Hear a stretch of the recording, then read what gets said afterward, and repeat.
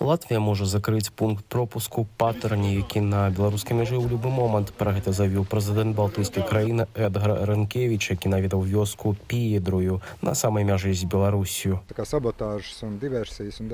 Рост дыверсіяў, падрыўной дзейнасці і рознага кшталту правакацыяў – гэта не тое, што пачнецца ў будучыні. Гэта адбываецца проста цяпер. Ці магчымае ўварванне, ці нешта яшчэ. У цяперашні час мы заходзім з пазіцыі, што мусім быць гатовы да любога сцэнара. Мы разам з нашымі саюзнікамі ў НАТО вельмі уважліва сочым за тым, што адбываецца за межамі нашай дзяржавы, адсочваючы розныя патэнцыйныя прыкметы канцэнтравання вайсковай тэхнікі ці падраздзяленняў.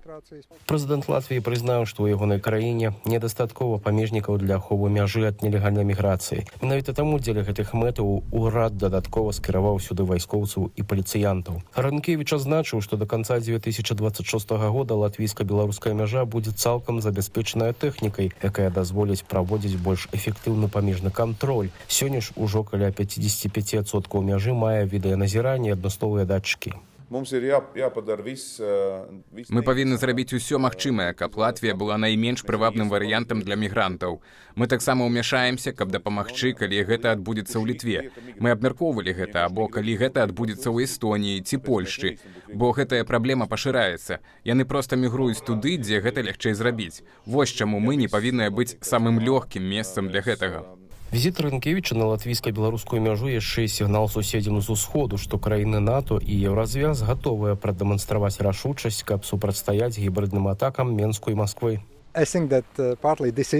Я думаю, што збольшага міграцыйны крызіс звязаны з тым, што ў Латвіі ў кастрычніку пройдуць выбары. Гэта па-першае. І, канешне, тады вельмі важна нейкім чынам паказаць, што мы не ў стане справіцца з ціскам, нейкім чынам ускосна паўплываць на выбарчы працэс, нейкім чынам прымусіць нашае насельніцтва адчуваць сябе ў небяспецы ды ва ўразлівай сітуацыі.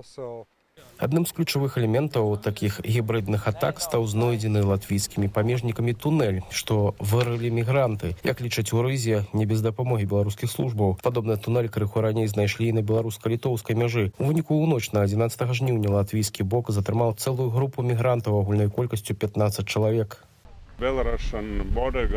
Беларускія памежнікі карумпаваныя. Яны бяруць хабар за тое, каб мігранты маглі трапіць у гэты памежны раён і незаконна перайсці мяжу. І гэтая інфармацыя, якую мы маем. Генеральная пракуратура ўжо распачала крымінальную справу супраць беларускага рэжыму.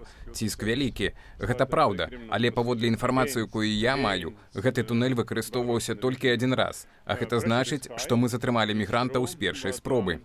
Латвійская пракуратура лічыць, што беларускія памежнікі не толькі спрыяюць нелегальнай міграцыі, але і сістэматычна падрываюць дзейнасць памежнай службы іхнай дзяржавы ды наносяць шкоду інфраструктуры. Толькі за 3 дні з 14 да 16 жніўня дзяржаўная памежная служба Латвіі затрымала 182 асобаў, якія спрабавалі незаконна перайсці мяжу, а з пачатку года такіх спробаў налічваецца каля 10 000.